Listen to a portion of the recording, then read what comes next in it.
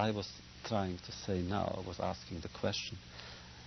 We are teachers. We know that first of all we must ask the question. There is not the real answer, but there is a beginning of an answer that we must do with what we have and with what we are, the proper thing. I must do it as a teacher, so must you. I must do it as a writer, so must you. A millionaire does not have to write books in order to save people from hunger. He must give money. A general must not come to television stations and talk about education or about literature. He must do something else, which means we can stay very well here and try to do our work and remain honest, decent intellectuals. There's a question that I have, and it's I think my wife would say to me it's a very naive, foolish question. Don't bother this great man with it, but I feel I must. Maybe it's banal. Are we less concerned, more indifferent today? Has the nature of human nature, and I asked you this on the other program, has it changed so that if we were to look back to the prophets, would we find in biblical times more concern, more awareness that no man is an island unto himself? Oh no, then the prophets were a minority. Now we have no prophets, but they were always in minority. The difference between then and now is that we come after the prophets, which means they have already sensitized the human being in us. And furthermore, we live in an age of communication. We know. In those times, I think we spoke about it then, Plato and the prophets were contemporaries, and they didn't know about one another. To me it seems incredible. Lao Tse and Rabbi Akiba later, they were contemporaries, and they didn't know. Now, whatever is being said on one continent can be heard on the other. And therefore the great spirits of philosophy, of poetry, literature, art, music, they can actually dialogue with one another right away through satellites. Now we know if a child dies in South Africa, I know. Then it would take 10 years to know. Now I know.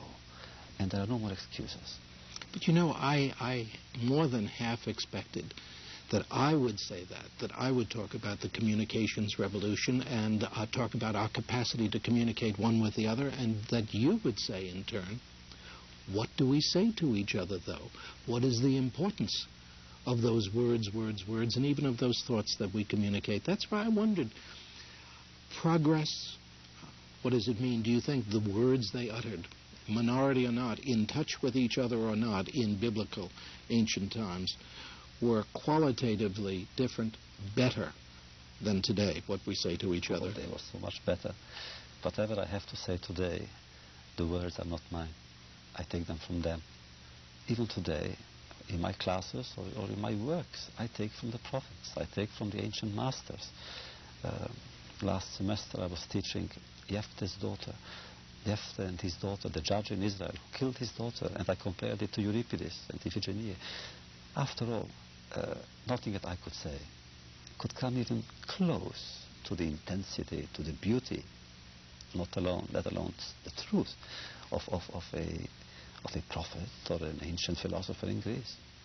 Do I understand then that you feel that those words and those thoughts are, comparatively speaking, better understood, accepted, integrated to the way we as a people in the 1980s function, really live our lives? Oh, I feel they are here.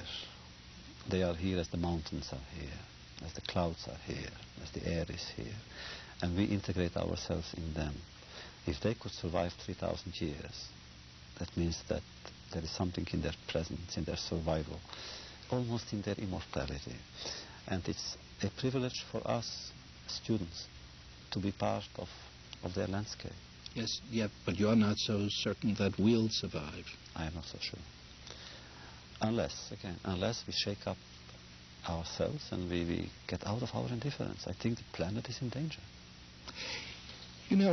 When we spoke last time, it wasn't that long after Bitburg. And in the period since we spoke, you were quoted as saying, talking about anti-Semitism, the rise of anti-Semitism. You were quoted as saying you thought there was more. Indeed, you said you felt it more. It almost seemed after Bitburg that there were more people who were willing to express openly to you with no secret, even to make threats upon you. How do you explain that? Oh, I think it opened gates. There were feelings of hate and feelings of generosity suppressed in people, and whenever an event occurs, a public event, which involves, after all, the highest office in the land, then it's like a catalyst. It removes the obstacle, it removes the mask, and people speak the way they want to speak, and therefore the anti-Semite became more anti-Semitic. At the same time, the good person became better.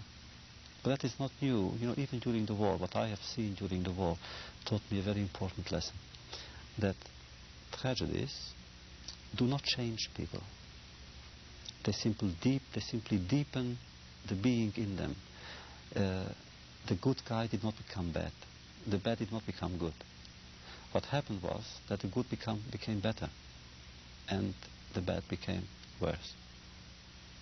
And in numbers, what do you think about the bad and the good?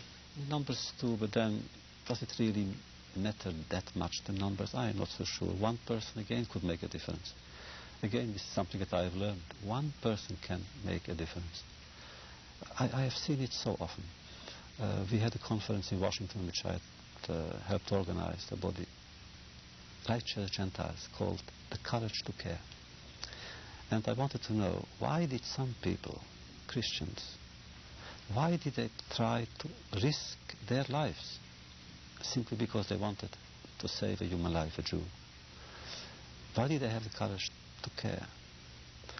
And then I realized that although there was a machinery, a death machinery, equal to God's, in spite of all that, it was possible for a man, a woman, to stop that machinery at least for 1 second, for one person, and save that person.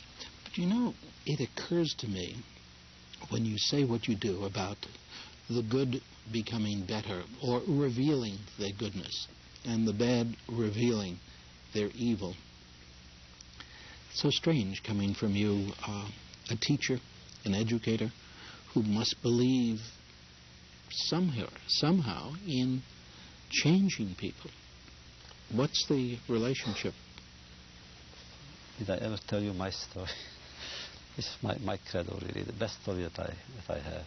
I have written it. I have repeated the story in 2 of my books, the story of the just man who came to a wicked city. And of course, let's call it Sodom. And that just man wanted to change and save Sodom. He was young, energetic, dynamic, so he knew what to do. He came to that city and he had pickets, and he went from street to street, from house to house, shouting to people, do not kill, do not murder, do not cheat, do not be hypocrites, not be indifferent, because your life is at stake. In the beginning, people listened, because after all, how many just men came to Sodom? He was an entertainment. But then they stopped listening, and years went by. Many years went by, and one day a child stopped him in the street and said, "Poor teacher, why do you go on shouting? Don't you see it's for nothing?" And he said, "Yes." "Then why do you shout?" He said, "I'll tell you why.